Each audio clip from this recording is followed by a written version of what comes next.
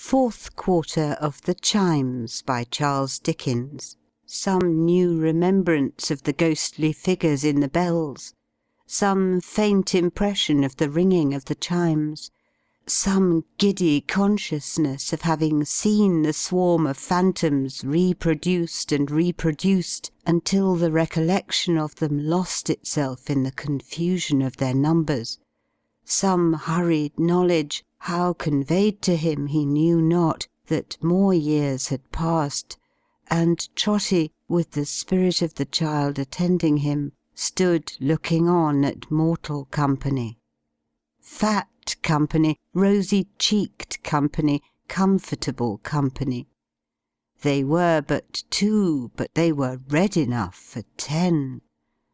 They sat before a bright fire, with a small low table between them, and unless the fragrance of hot tea and muffins lingered longer in that room than in most others, the table had seen service very lately.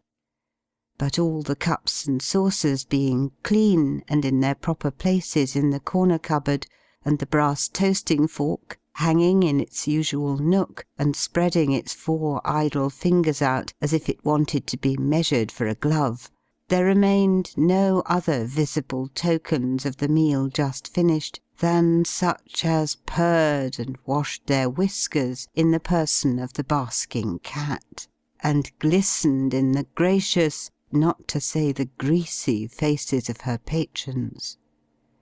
This cosy couple, married evidently, had made a fair division of the fire between them, and sat looking at the glowing sparks that dropped into the grate, now nodding off into a doze, now waking up again when some hot fragment larger than the rest came rattling down, as if the fire were coming with it. It was in no danger of sudden extinction, however, for it gleamed not only in the little room, and on the panes of window-glass in the door, and on the curtain half drawn across them, but in the little shop beyond. A little shop, quite crammed and choked with the abundance of its stock. A perfectly voracious little shop, with a maw as accommodating and full as any shark's. Cheese, butter, firewood, soap, pickles, matches, bacon, table beer, peg-tops, sweetmeats, boys' kites, bird seed, cold ham, birch brooms, hearthstones, salt, vinegar, blacking, red herrings, stationery, lard, mushroom ketchup, staylaces, loaves of bread, shuttlecocks, eggs, and slate pencil.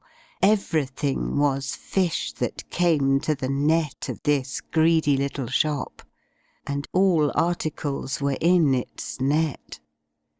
How many other kinds of petty merchandise were there, it would be difficult to say, but balls of packthread, ropes of onions, pounds of candles, cabbage nets, and brushes hung in bunches from the ceiling like extraordinary fruit, while various odd canisters, emitting aromatic smells, established the veracity of the inscription over the outer door, which informed the public that the keeper of this little shop was a licensed dealer in tea, coffee, tobacco, pepper, and snuff.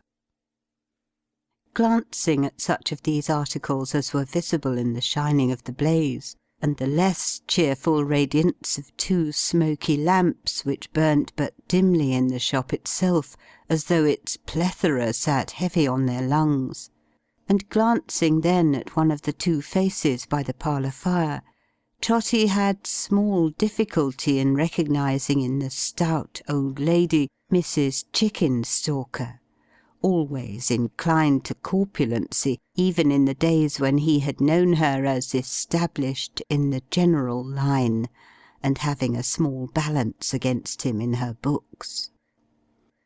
The features of her companion were less easy to him.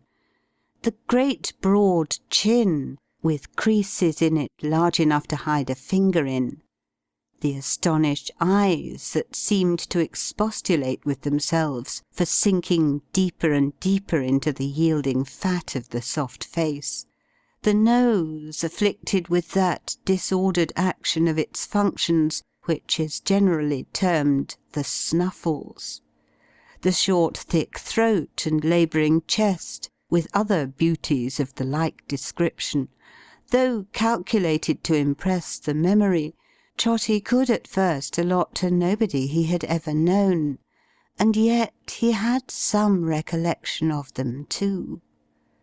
At length, in Mrs. Chickenstalker's partner in the general line, and in the crooked and eccentric line of life, he recognised the former porter of Sir Joseph Bowley, an apoplectic innocent who had connected himself in Trotty's mind with Mrs. Chickenstalker years ago, by giving him admission to the mansion where he had confessed his obligations to that lady, and drawn on his unlucky head such grave reproach. Trotty had little interest in a change like this, after the changes he had seen. But association is very strong sometimes, and he looked involuntarily behind the parlour door, where the accounts of credit customers were usually kept in chalk. There was no record of his name. Some names were there, but they were strange to him, and infinitely fewer than of old. From which he argued that the porter was an advocate of ready money transactions, and on coming into the business had looked pretty sharp after the Chickenstalker defaulters. So desolate was Trotty, and so mournful for the youth and promise of his blighted child, that it was a sorrow to him even to have no place in Mrs. Chickenstalker's ledger. "What sort of a night is it, Anne?" inquired the former porter of Sir Joseph Bowley, stretching out his legs before the fire, and rubbing as much of them as his short arms could reach, with an air that added, "Here I am if it's bad, and I don't want to go out if it's good." "Blowing and sleeting hard," returned his wife, "and threatening snow. Dark and very cold." "I'm glad to think we had muffins," said the former porter, in the tone of one who had set his conscience at rest. "It's a sort of night that's meant for muffins. Likewise crumpets, also Sally Lunn's." The former porter mentioned each successive kind of eatable, as if he were musingly summing up his good actions; after which he rubbed his fat legs as before, and jerking them at the knees to get the fire upon the yet unroasted parts, laughed as if somebody had tickled him. "You're in spirits, Tugby, my dear," observed his wife. The firm was Tugby, late Chickenstalker. "No," said Tugby. "No, not particular. I'm a little elewated. The muffins came so pat." With that he chuckled until he was black in the face, and had so much ado to become any other colour, that his fat legs took the strangest excursions into the air. Nor were they reduced to anything like decorum until Mrs. Tugby had thumped him violently on the back, and shaken him as if he were a great bottle. "Good gracious goodness, Lord a mercy bless and save the man!" cried Mrs. Tugby, in great terror. "What's he doing?" Mr. Tugby wiped his eyes, and faintly repeated that he found himself a little elewated. "Then don't be so again, that's a dear good soul," said Mrs. Tugby, "if you don't want to frighten me to death with your struggling and fighting." Mr. Tugby said he wouldn't, but his whole existence was a fight, in which, if any judgment might be founded on the constantly increasing shortness of his breath and the deepening purple of his face, he was always getting the worst of it. So it's blowing and sleeting and threatening snow, and it's dark and very cold, is it, my dear? Said Mr. Tugby, looking at the fire and reverting to the cream and marrow of his temporary elevation. Hard weather indeed, returned his wife, shaking her head. Aye, years, said Mr. Tugby, are like Christians in that respect. Some of 'em die hard, some of 'em die easy. This one hasn't many days to run, and he's making a fight for it. I like him all the better. There's a customer, my love.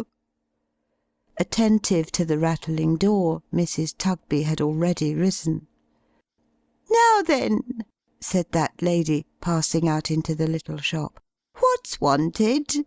Oh, I beg your pardon, sir, I'm sure. I didn't think it was you.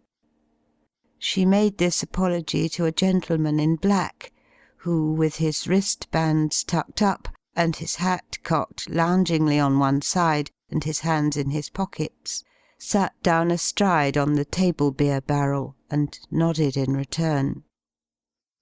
This is a bad business upstairs, Mrs. Tugby, said the gentleman. The man can't live. Not the back attic can't, cried Tugby, coming out into the shop to join the conference. The back attic, Mr. Tugby, said the gentleman, is coming downstairs fast, and will be below the basement very soon. Looking by turns at Tugby and his wife, he sounded the barrel with his knuckles for the depth of beer, and having found it, played a tune upon the empty part. The back attic, Mr. Tugby, said the gentleman, Tugby having stood in silent consternation for some time, is going. Then, said Tugby, turning to his wife, he must go, you know, before he's gone. I don't think you can move him, said the gentleman, shaking his head. I wouldn't take the responsibility of saying it could be done, myself. You had better leave him where he is. He can't live long. It's the only subject, said Tugby, bringing the butter scale down upon the counter with a crash by weighing his fist on it, that we've ever had a word upon, she and me. And look what it comes to. He's going to die here after all. Going to die upon the premises. Going to die in our house. And where should he have died, Tugby? cried his wife. In the workhouse, he returned. What a workhouse is made for. Not for that, said Mrs. Tugby with great energy. Not for that. Neither did I marry you for that. Don't think it, Tugby. I won't have it. I won't allow it. I'd be separated first and never see your face again.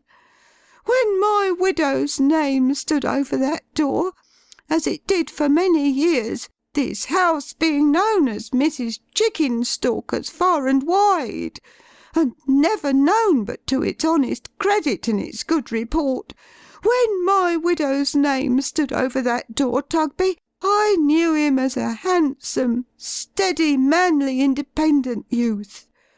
I knew her as the sweetest looking, sweetest tempered girl eyes ever saw. I knew her father. Poor old creetur, he fell down from the steeple walking in his sleep and killed himself. For the simplest, hardest working, childest-hearted man that ever drew the breath of life. And when I turn them out of house and home, may angels turn me out of heaven, as they would, and serve me right. Her old face, which had been a plump and dimpled one before the changes which had come to pass, seemed to shine out of her as she said these words, and when she dried her eyes and shook her head and her handkerchief at Tugby with an expression of firmness which it was quite clear was not to be easily resisted, Trotty said, "Bless her! Bless her!" Then he listened with a panting heart for what should follow, knowing nothing yet but that they spoke of Meg. If Tugby had been a little elevated in the parlour, he more than balanced that account by being not a little depressed in the shop, where he now stood staring at his wife without attempting a reply, secretly conveying, however, either in a fit of abstraction or as a precautionary measure, all the money from the till into his own pockets as he looked at her. The gentleman upon the table-beer cask, who appeared to be some authorised medical attendant upon the poor, was far too well accustomed, evidently, to little differences of opinion between man and wife, to interpose any remark in this instance. He sat softly whistling, and turning little drops of beer out of the tap upon the ground, until there was a perfect calm, when he raised his head and said to Mrs. Tugby, late Chickenstalker, "There's something interesting about the woman even now. How did she come to marry him?" "Why, that," said Mrs. Tugby, taking a seat near him, "is not the least cruel part of her story, sir. You see, they kept company, she and Richard, many years ago. When they were a young and beautiful couple, everything was settled, and they were to have been married on a New Year's Day. But somehow Richard got it into his head, through what the gentleman told him, that he might do better, and that he'd soon repent it, and that she wasn't good enough for him, and that a young man of spirit had no business to be married. And the gentleman frightened her, and made her melancholy and timid of his deserting her, and of her children coming to the gallows, and of its being wicked to be man and wife, and a good deal more of it. And in short, they lingered and lingered, and their trust in one another was broken, and so at last was the match. But the fault was his. She would have married him, sir, joyfully. I've seen her heart swell many times afterwards, when he passed her in a proud and careless way. And never did a woman grieve more truly for a man than she for Richard when he first went wrong." "Oh, he went wrong, did he?" said the gentleman, pulling out the vent peg of the table beer, and trying to peep down into the barrel through the hole. "Well, sir, I don't know that he rightly understood himself, you see. I think his mind was troubled by their having broke with one another, and that but for being ashamed before the gentleman, and perhaps for being uncertain too how she might take it, he'd have gone through any suffering or trial to have had Meg's promise and Meg's hand again. That's my belief. He never said so, more's the pity. He took to drinking, idling, bad companions, all the fine resources that were to be so much better for him than the home he might have had. He lost his looks, his character, his health, his strength, his friends, his work, everything." "He didn't lose everything, Mrs. Tugby," returned the gentleman, "because he gained a wife, and I want to know how he gained her." "I'm coming to it, sir, in a moment. This went on for years and years.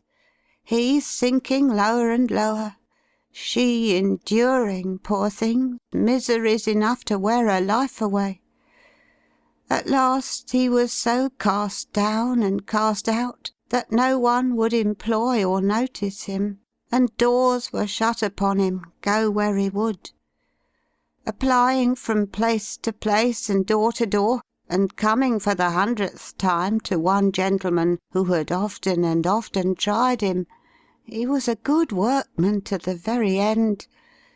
That gentleman, who knew his history, said, 'I believe you are incorrigible. There is only one person in the world who has a chance of reclaiming you. Ask me to trust you no more until she tries to do it.' Something like that, in his anger and vexation." "Ah," said the gentleman. "Well?"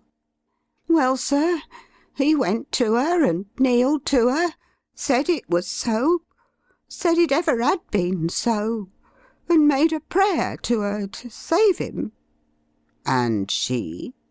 Don't distress yourself, Mrs. Tugby." "She came to me that night to ask me about living here. What he was once to me, she said, is buried in a grave, side by side with what I was to him. But I have thought of this, and I will make the trial, in the hope of saving him, for the love of the light-hearted girl, you remember her, who was to have been married on a New Year's Day, and for the love of her Richard. And she said he had come to her from Lilian, and Lilian had trusted to him, and she never could forget that. So they were married. And when they came home here and I saw them, I hoped that such prophecies as parted them when they were young may not often fulfil themselves as they did in this case, or I wouldn't be the makers of them for a mine of gold." The gentleman got off the cask and stretched himself, observing, "I suppose he used her ill as soon as they were married?" "I don't think he ever did that," said Mrs. Tugby, shaking her head and wiping her eyes. "He went on better for a short time, but his habits were too old and strong to be got rid of. He soon fell back a little, and was falling fast back when his illness came so strong upon him. I think he has always felt for her. I am sure he has. I have seen him in his crying fits and tremblings try to kiss her hand, and I have heard him call her Meg, and say it was her 19th birthday. There he has been lying now these weeks and months. Between him and her baby she has not been able to do her old work, and by not being able to be regular she has lost it, even if she could have done it. How they have lived I hardly know." "I know," muttered Mr. Tugby, looking at the till and round the shop and at his wife, and rolling his head with immense intelligence. "Like fighting cocks." He was interrupted by a cry, a sound of lamentation from the upper story of the house. The gentleman moved hurriedly to the door. "My friend," he said, looking back, "you needn't discuss whether he shall be removed or not. He has spared you that trouble, I believe." Saying so, he ran upstairs, followed by Mrs. Tugby, while Mr. Tugby panted and grumbled after them at leisure, being rendered more than commonly short-winded by the weight of the till, in which there had been an inconvenient quantity of copper. Trotty, with the child beside him, floated up the staircase like mere air. "Follow her, follow her, follow her," he heard the ghostly voices in the bells repeat their words as he ascended. "Learn it from the creature dearest to your heart." It was over. It was over. And this was she, her father's pride and joy. This haggard, wretched woman, weeping by the bed, if it deserved that name, and pressing to her breast, and hanging down her head upon, an infant. Who can tell how spare, how sickly, and how poor an infant? Who can tell how dear? "Thank God!" cried Trotty, holding up his folded hands. "Oh, God be thanked! She loves her child!" The gentleman, not otherwise hard-hearted or indifferent to such scenes, than that he saw them every day, and knew that they were figures of no moment in the filer sums, mere scratches in the working of these calculations, laid his hand upon the heart that beat no more, and listened for the breath, and said, "His pain is over. It's better as it is." Mrs. Tugby tried to comfort her with kindness. Mr. Tugby tried philosophy. "Come, come," he said, with his hands in his pockets. "You mustn't give way, you know. That won't do. You must fight up. What would have become of me if I had given way when I was porter, and we had as many as 6 runaway carriage doubles at our door in one night? But I fell back upon my strength of mind, and didn't open it." Again Trotty heard the voices saying, "Follow her." He turned towards his guide, and saw it rising from him, passing through the air. "Follow her," it said, and vanished. He hovered round her, sat down at her feet, looked up into her face for one trace of her old self, listened for one note of her old pleasant voice. He flitted round the child, so wan, so prematurely old, so dreadful in its gravity, so plaintive in its feeble, mournful, miserable wail. He almost worshipped it. He clung to it as her only safeguard, as the last unbroken link that bound her to endurance. He set his father's hope and trust on the frail baby, watched her every look upon it as she held it in her arms, and cried 1,000 times, "She loves it! God be thanked, she loves it!" He saw the woman tend her in the night, return to her when her grudging husband was asleep and all was still, encourage her, shed tears with her, set nourishment before her. He saw the day come and the night again, the day, the night, the time go by, the house of death relieved of death, the room left to herself and to the child. He heard it moan and cry, he saw it harass her and tire her out, and when she slumbered in exhaustion, drag her back to consciousness, and hold her with its little hands upon the rack. But she was constant to it, gentle with it, patient with it. Patient. Was its loving mother in her inmost heart and soul, and had its being knitted up with hers, as when she carried it unborn. All this time she was in want, languishing away in dire and pining want.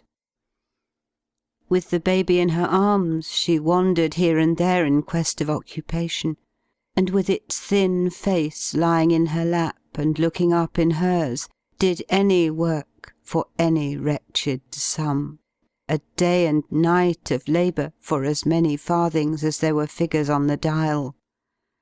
If she had quarrelled with it, if she had neglected it, if she had looked upon it with a moment's hate, if, in the frenzy of an instant, she had struck it. No, his comfort was, she loved it always. She told no one of her extremity, and wandered abroad in the day, lest she should be questioned by her only friend, for any help she received from her hands occasioned fresh disputes between the good woman and her husband, and it was new bitterness to be the daily cause of strife and discord where she owed so much. She loved it still. She loved it more and more, but a change fell on the aspect of her love, one night.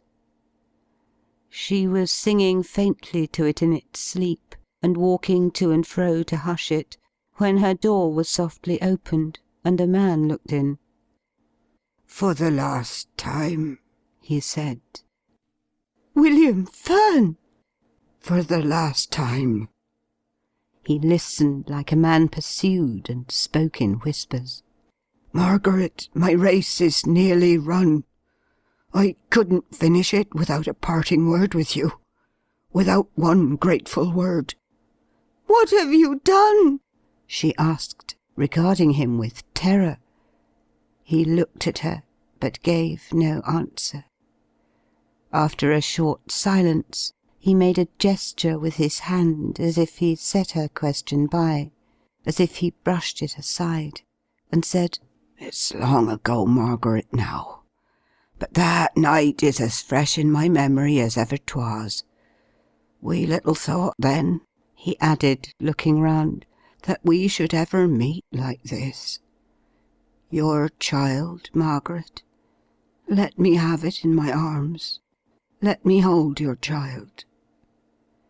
He put his hat upon the floor and took it, and he trembled as he took it, from head to foot. "Is it a girl?" "Yes." He put his hand before its little face. "See how weak I'm grown, Margaret, when I want the courage to look at it. Let her be a moment.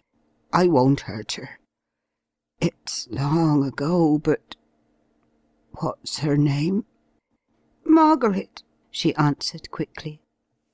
"I'm glad of that," he said. "I'm glad of that."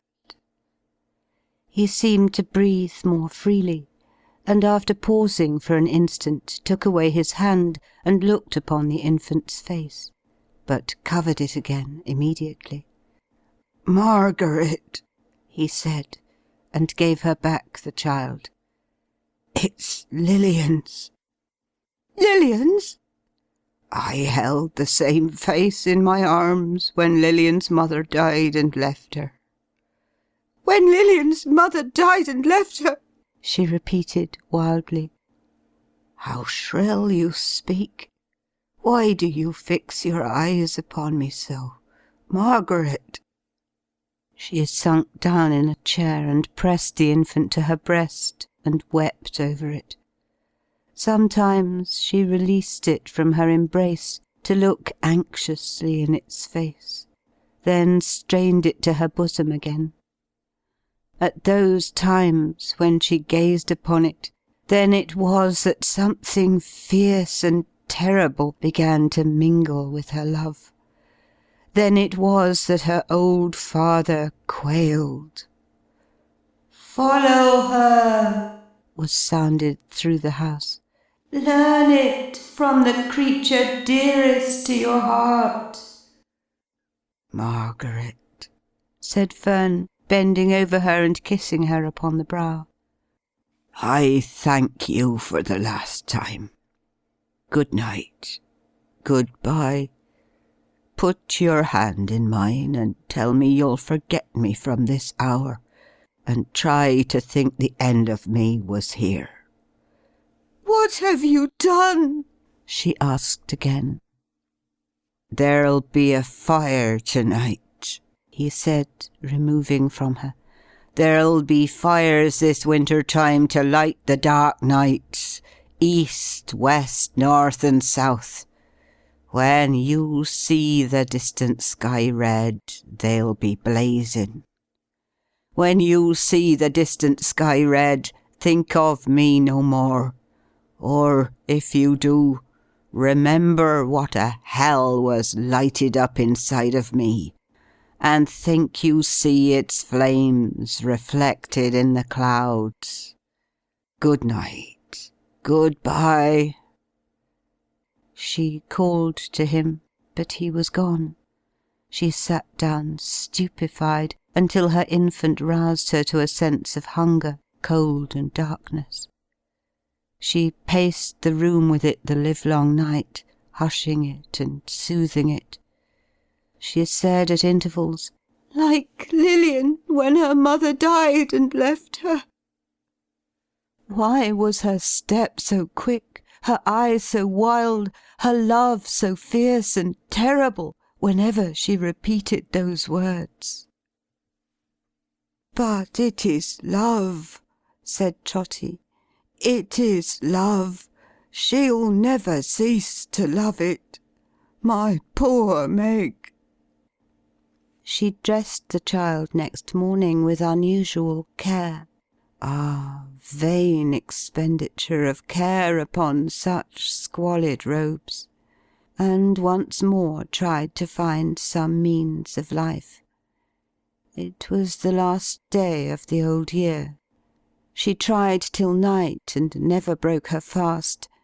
She tried in vain. She mingled with an abject crowd who tarried in the snow until it pleased some officer appointed to dispense the public charity, the lawful charity, not that once preached upon a mount, to call them in and question them, and say to this one, "Go to such a place," to that one, "Come next week," to make a football of another wretch, and pass him here and there from hand to hand, from house to house, until he wearied and lay down to die, or started up and robbed, and so became a higher sort of criminal whose claims allowed of no delay. Here, too, she failed. She loved her child, and wished to have it lying on her breast, and that was quite enough. It was night, a bleak, dark, cutting night, when, pressing the child close to her for warmth, she arrived outside the house she called her home. She was so faint and giddy that she saw no one standing in the doorway until she was close upon it, and about to enter. Then she recognized the master of the house, who had so disposed himself, with his person it was not difficult, as to fill up the whole entry.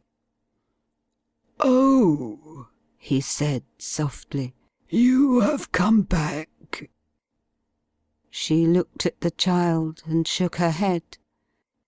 "Don't you think you have lived here long enough without paying any rent? Don't you think that without any money you've been a pretty constant customer at this shop now?" said Mr. Tugby. She repeated the same mute appeal. "Suppose you try and deal somewhere else," he said. "And suppose you provide yourself with another lodging. Come, don't you think you could manage it?" She said in a low voice that it was very late. Tomorrow.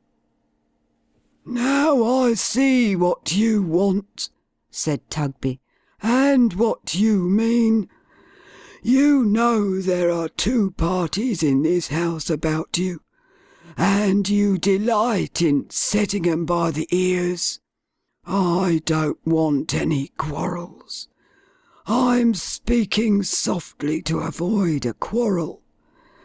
But if you don't go away, I'll speak out loud, and you shall cause words high enough to please you, but you shan't come in. That I am determined." She put her hair back with her hand, and looked in a sudden manner at the sky, and the dark, lowering distance.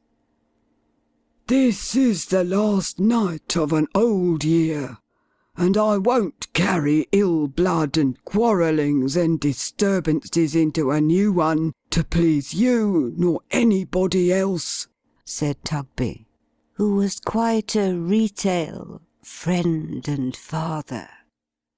"I wonder you aren't ashamed of yourself to carry such practices into a new year. If you haven't any business in the world but to be always giving way, and always making disturbances between man and wife, you'd be better out of it. Go along with you." "Follow her to desperation." Again the old man heard the voices. Looking up, he saw the figures hovering in the air, and pointing where she went down the dark street. "She loves it!" he exclaimed in agonized entreaty for her. "Chimes, she loves it still!" "Follow her!" The shadow swept upon the track she had taken like a cloud. He joined in the pursuit. He kept close to her. He looked into her face. He saw the same fierce and terrible expression mingling with her love and kindling in her eyes. He heard her say, "Like Lilian, to be changed like Lilian," and her speed redoubled. Oh, for something to awaken her! For any sight or sound or scent to call up tender recollections in a brain on fire! For any gentle image of the past to rise before her! "I was her father! I was her father!" cried the old man, stretching out his hands to the dark shadows flying on above. "Have mercy on her and on me! Where does she go? Turn her back! I was her father!" But they only pointed to her as she hurried on, and said, "To desperation! Learn it from the creature dearest to your heart!" 100 voices echoed it. The air was made of breath expended in those words.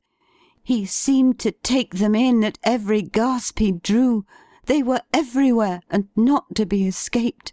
And still she hurried on, the same light in her eyes, the same words in her mouth. "Like Lilian! To be changed like Lilian!" All at once she stopped. "Now turn her back!" exclaimed the old man, tearing his white hair. "My child! Meg! Turn her back! Great Father, turn her back!" In her own scanty shawl she wrapped the baby warm. With her fevered hands she smoothed its limbs, composed its face, arranged its mean attire. In her wasted arms she folded it, as though she never would resign it more, and with her dry lips kissed it in a final pang and last long agony of love. Putting its tiny hand up to her neck, and holding it there within her dress, next to her distracted heart, she set its sleeping face against her, closely, steadily against her, and sped onward to the river.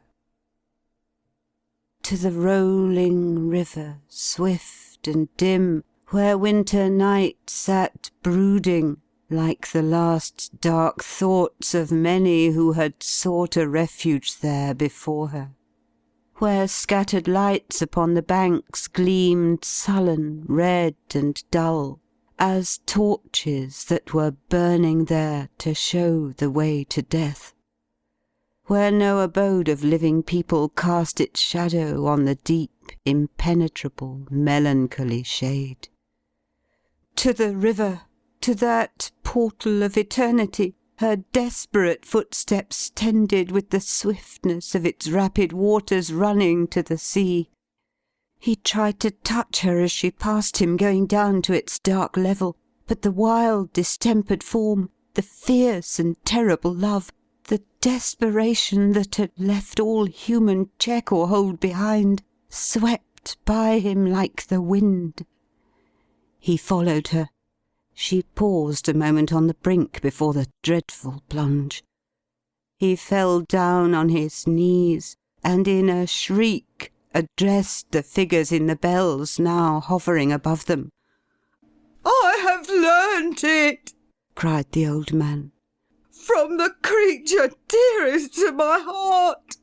Oh, save her, save her!" He could wind his fingers in her dress, could hold it. As the words escaped his lips, he felt his sense of touch return, and knew that he detained her. The figures looked down steadfastly upon him. "I have learnt it," cried the old man.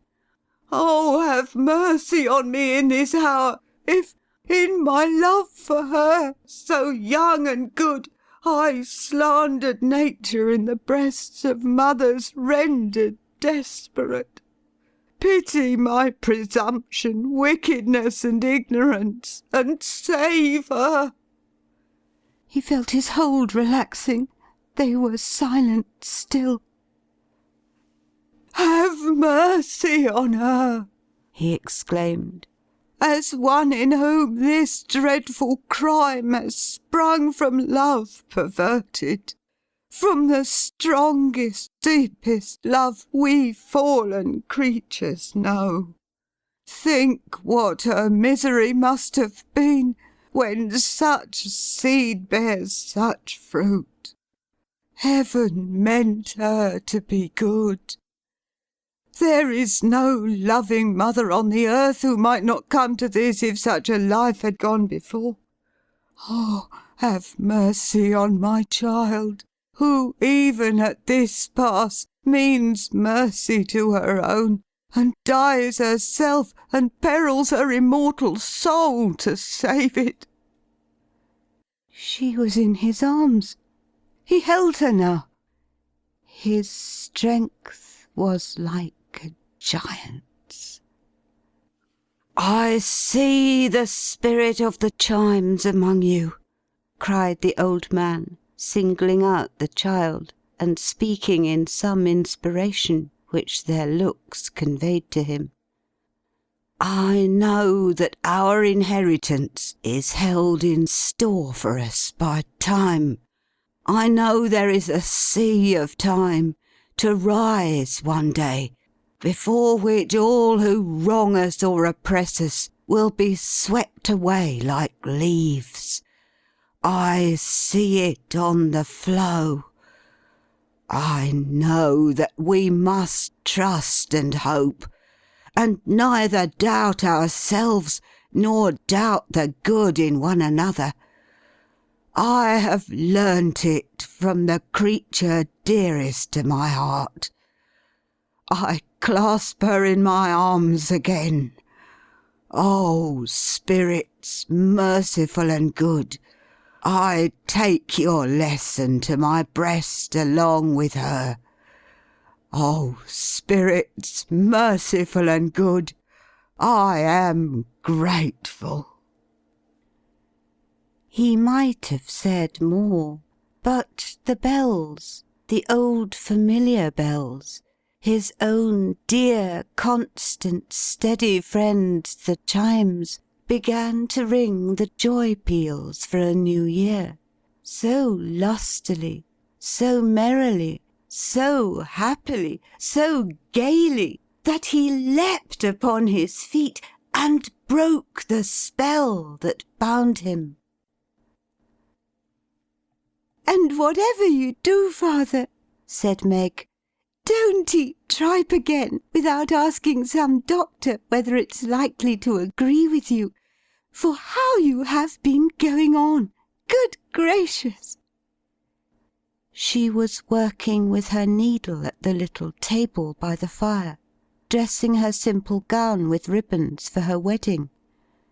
So quietly happy, so blooming and youthful, so full of beautiful promise, that he uttered a great cry as if it were an angel in his house, then flew to clasp her in his arms.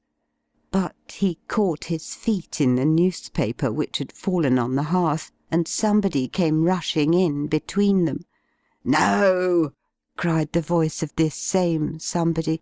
A generous and jolly voice it was. "Not even you! Not even you! The first kiss of Meg in the new year is mine!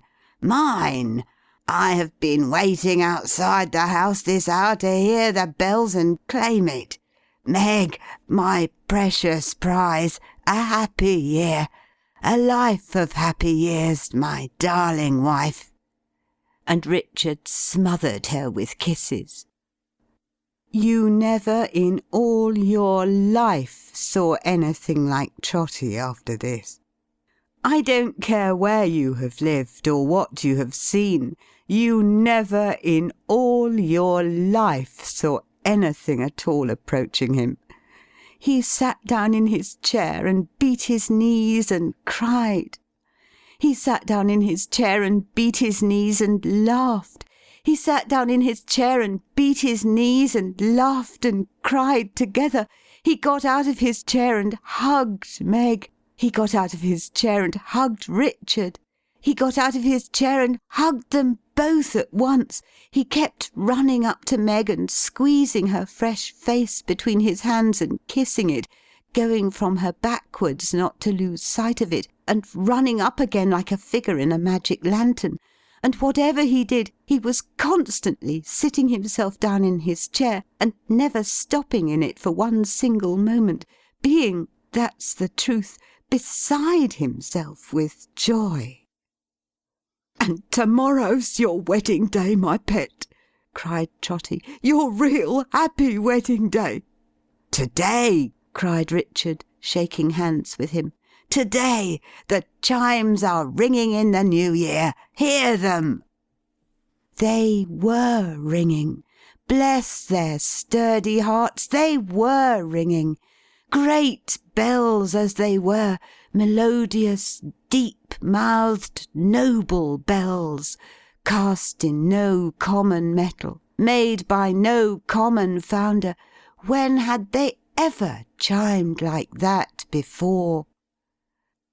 "But to-day, my pet," said Trotty, "you and Richard had some words to-day." "Because he's such a bad fellow, father," said Meg. "Aren't you, Richard? Such a headstrong, violent man. He'd have made no more of speaking his mind to that great alderman and putting him down I don't know where, than he would have—" "Kissing Meg," suggested Richard. Doing it, too. "No, not a bit more," said Meg. "But I wouldn't let him, father. Where would have been the use?" "Richard, my boy!" cried Trotty. "You was turned up trumps originally, and trumps you must be till you die. But you were crying by the fire to-night, my pet, when I came home. Why did you cry by the fire?" "I was thinking of the years we've passed together, father. Only that. And thinking that you might miss me and be lonely." Trotty was backing off to that extraordinary chair again, when the child, who had been awakened by the noise, came running in half-dressed. "Why, here she is!" cried Trotty, catching her up. "Here's little Lilian! Ha, ha, ha! Here we are, and here we go! Oh, here we are, and here we go again! And here we are, and here we go! And Uncle Will, too!" stopping in his trot to greet him heartily. "Oh, Uncle Will! The vision that I've had to-night through lodging you! Oh, Uncle Will! The obligations that you've laid me under by your coming, my good friend!"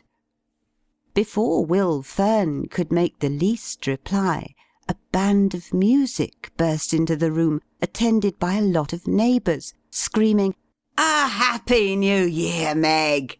A happy wedding! Many of 'em!" and other fragmentary good wishes of that sort. The drum, who was a private friend of Trotty's, then stepped forward and said, "Trotty Veck, my boy, it's got about that your daughter is going to be married to-morrow. There an't a soul that knows you that don't wish you well, or that knows her and don't wish her well, or that knows you both and don't wish you both all the happiness the new year can bring. And here we are to play it in and dance it in accordingly," which was received with a general shout. The drum was rather drunk, by the by, but never mind. "What a happiness it is, I'm sure," said Trotty, "to be so esteemed. How kind and neighbourly you are. It's all along of my dear daughter. She deserves it." They were ready for a dance in half a second, Meg and Richard at the top, and the drum was on the very brink of feathering away with all his power, when a combination of prodigious sounds was heard outside, and a good-humoured comely woman of some 50 years of age or thereabouts came running in, attended by a man bearing a stone pitcher of terrific size, and closely followed by the marrow-bones and cleavers and the bells. Not the bells, but a portable collection on a frame.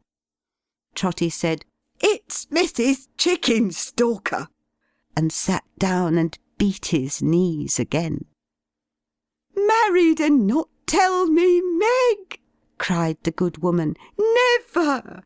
I couldn't rest on the last night of the old year without coming to wish you joy. I couldn't have done it, Meg, not if I had been bedridden. So here I am, and as it's New Year's Eve, and the eve of your wedding too, my dear, I had a little flip made, and brought it with me." Mrs. Chickenstalker's notion of a little flip did honour to her character. The pitcher steamed and smoked and reeked like a volcano, and the man who had carried it was faint. "Mrs. Tugby," said Trotty, who had been going round and round her in an ecstasy, "I should say, Chickenstalker, bless your heart and soul. A happy New Year and many of 'em." "Mrs. Tugby," said Trotty, when he had saluted her, "I should say, Chickenstalker, this is William Fern and Lilian." The worthy dame, to his surprise, turned very pale and very red. "Not Lilian Fern, whose mother died in Dorsetshire?" said she. Her uncle answered, "Yes." And meeting hastily, they exchanged some hurried words together, of which the upshot was, that Mrs. Chickenstalker shook him by both hands, saluted Trotty on his cheek again of her own free will, and took the child to her capacious breast. "Will Fern," said Trotty, pulling on his right-hand muffler. "Not the friend you was hoping to find?" "Aye," returned Will, putting a hand on each of Trotty's shoulders, "and like to prove almost as good a friend, if that can be, as one I've found." "Oh!" said Trotty, "please to play up there. Will you have the goodness?" To the music of the band and the bells, the marrow-bones and cleavers all at once, and while the chimes were yet in lusty operation out of doors, Trotty, making Meg and Richard second couple, led off Mrs. Chickenstalker down the dance, and danced it in a step unknown before or since, founded on his own peculiar trot.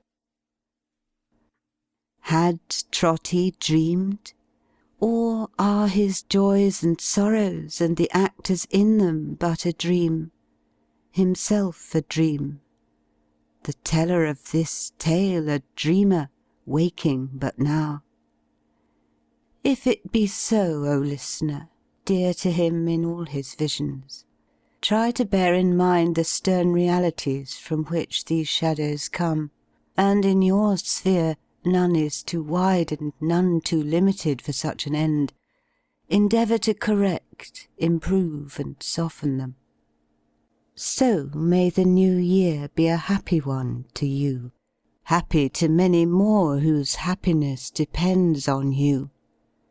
So may each year be happier than the last, and not the meanest of our brethren or sisterhood debarred their rightful share in what our great Creator formed them to enjoy. End of The Chimes by Charles Dickens. Recording by Ruth Golding. Christmas 2010.